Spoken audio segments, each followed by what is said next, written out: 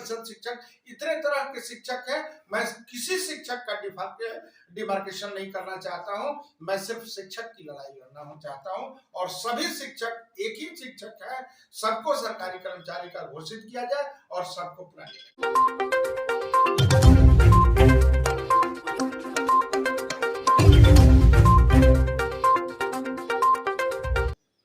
पूर्व पत्रकार प्रिय रंजन जी, यहाँ से हमने के बातचीत हुई, बहुत से लोग भी जुटल बा और का लक्ष्य बा पत्रकारिता छोड़ने के बाद रुआ शिक्षक के निर्वाचन में का है?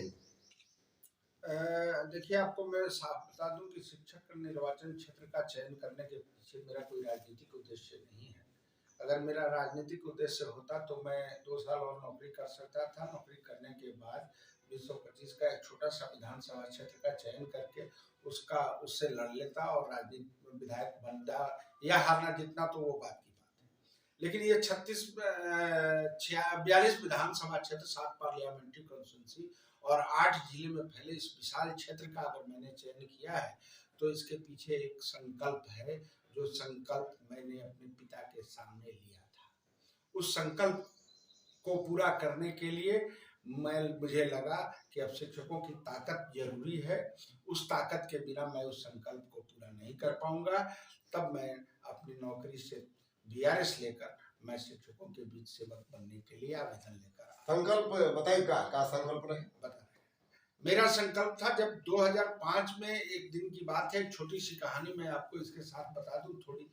मेरे पिताजी की आंखें डबडबा गई और वो अखबार पढ़ते पढ़ते उनकी आंखें डबडबाई। तो मैंने पूछा कि पिताजी क्या बात है। नक्शे में उन्होंने कहा कि बेटा देखो, ऐसा है कि हम लोग 17-18 साल के लंबे संघर्ष के बाद हम लोगों ने विद्यालयों का सरकारीकरण कराया और मेरे पिताजी बड़े संघनिष्ठ थे और अपने जमाने के अच्छे शिक्षक भी थे।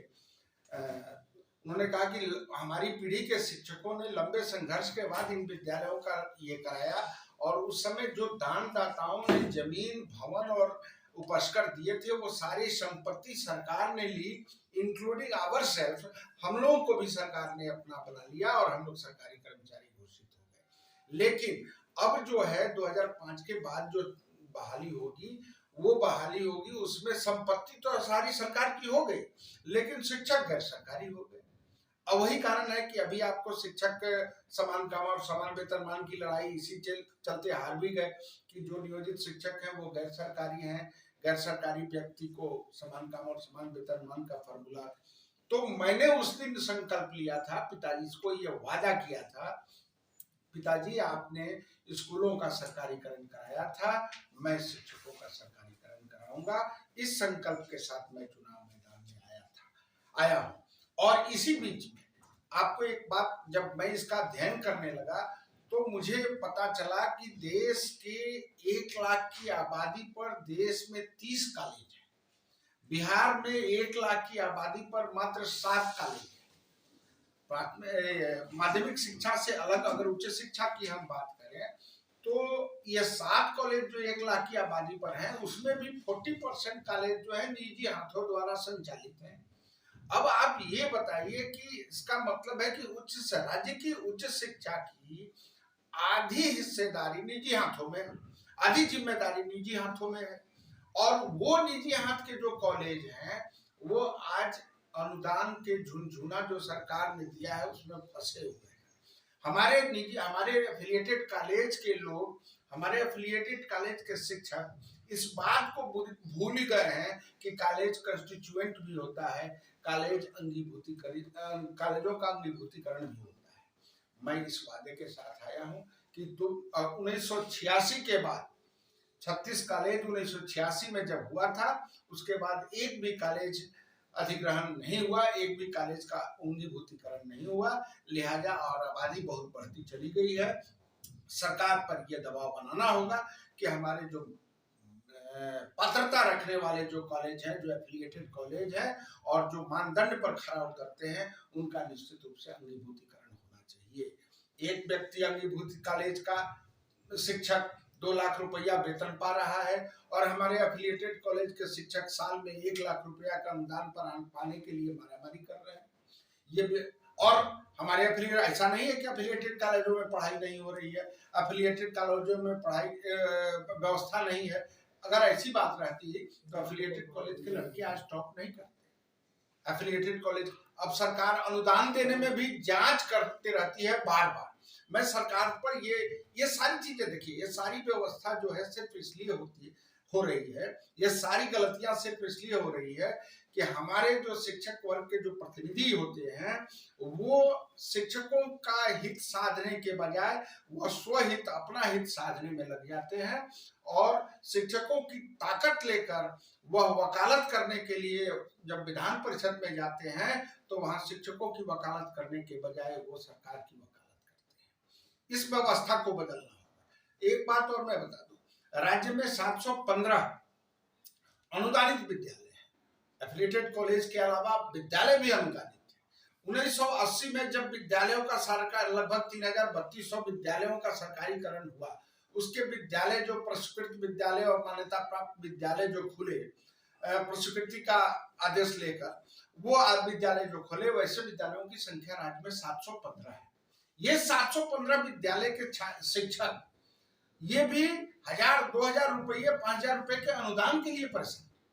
ये इनसे मैं कल गया था गया के एक कॉलेज में, स्कूल में, सॉरी ऐसे ही स्कूल में, मैं सोचा कि ये राजकीयकृत विद्यालय होगा, लेकिन पढ़ाई चल रही थी बजाबता, बिल्डिंग, भवन, उपस्कर, सारी चीज, प्रयोगशाला तक वहां व्यवस्था थी। लेकिन जब मुझे मीटिंग बैठक हुई और छात्रों से, शिक्षकों से बात किया तो पता चला कि ये अनुदानित विद्यालय। अब ऐसे विद्यालयों को सरकार ऐसे विद्यालयों का सरकार अधिग्रहण न करके 2 कमरे वाले मिडिल स्कूल का उत्क्रमण कर दे रही है, तो ये किसी के कहीं ना कहीं हमारे शिक्षकों के साथ अन्याय हो रहा है, उन लोगों के साथ अन्याय हो रहा है जिन लोगों ने शिक्षा का लक्ष्य जगाने के लिए अपनी जमीन और अपनी भूमि और अपना संपत्ति दान में देकर ये विद्यालय खोले थे। मित्र, यही लक्ष्य है मेरा, और दूसरा कोई लक्ष्य नहीं है, कोई राजनीतिक लक्ष्य नहीं है। आप जानते हैं हम भी पत्रकार थे, आपके पत्रकारिता। अभी कौन पार्टी से होगा कैंडिडेट?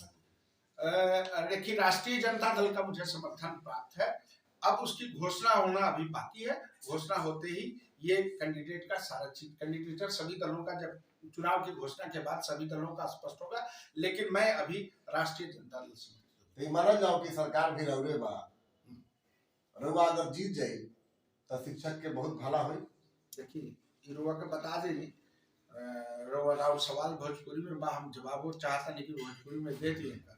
रुआ के साफ हम बोल देता नहीं कि आदरणीय तेजस्वी प्रसाद यादव के अलावा कोई दूसरा व्यक्ति में इतनी बड़ी इच्छा शक्ति नहीं है जो इतना बड़ा कदम उठा सके। मित्र, आपको उदाहरण मैं दे रहा हूं, आज के पहले जितने भी चुनाव हुए सब जात पात, रंग भेद और कई दूसरे तरह के हथकंडों पर चुनाव लड़े गए। पिछला विधानसभा चुनाव में देश का एकमात्र नेता आदरणीय तेजस्वी प्रसाद यादव है जिसने चुनाव में रोजगार और युवकों को मुद्दा बनाया है चुनावी। आप उसके अलावा और कोई दूसरा व्यक्ति नहीं है जो रोजगार के मुद्दे पर चुनाव लड़े। यहाँ तो महंगाई भी है बहुत बड़ी बात, वह भी एक अलग मुद्दा है, लेकिन फोकस हमारा है रोजगार और युवा। उसके अंदर ही ये आता है, अगर शिक्षित नहीं होंगे, शिक्षा व्यवस्था दुरुस्त नहीं होगी तो युवाओं को रोजगार नहीं मिलेगा। आपने एजेंडा कुछ बता दिया तो सीधा तो 3 ही एजेंडा बताया मैंने। मेरा 3 एजेंडा। विनम्र प्रार्थना करूंगा कि आप अपने प्रथम वरीयता का एक वोट एक बार प्रिय रंजन को देकर उन्हें अपनी ताकत दे, ताकि मैं सीधा कहता हूं यही कि अगर आपका वकील मजबूत होगा, आप वकील मुझे बनाते हैं अपना, आपका वकील मजबूत होगा, थोड़ा कमजोर केस भी रहेगा तो मजबूत वकील जीत लेगा, लेकिन अगर वकील आपका कमजोर होगा तो मजबूत केस भी हार जाने की आशंका रहती है। बहुत बहुत शुभकामनाएं सर।